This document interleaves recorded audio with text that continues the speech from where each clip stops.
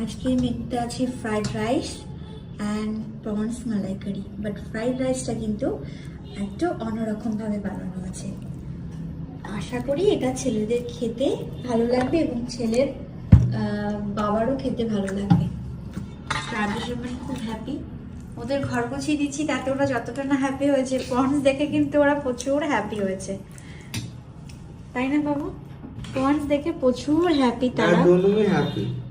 না না, প্রনস যখনই আমার দেখেছে আমি প্রনস ফ্রাই করছি তখনই ওর মুখে হাসি আর হাগ।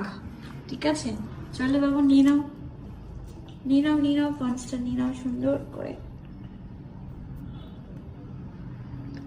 একটা প্রনস তুলে দেখাও, প্রনসের সাইজগুলো ঠিকঠাক আছে, তোমার পাতে ঠিক করে পড়েছে কিনা, নাহলে আবার বলবে আমার আদার্সকে বড় বড় দিয়েছি। বাবু তোকে বড় বড় দিই, ছোট না, একটু একটু বড়, একটু একটু ছোট আছে। ছোট আছে? হ্যাঁ, এটা বড়। চলো কি বলে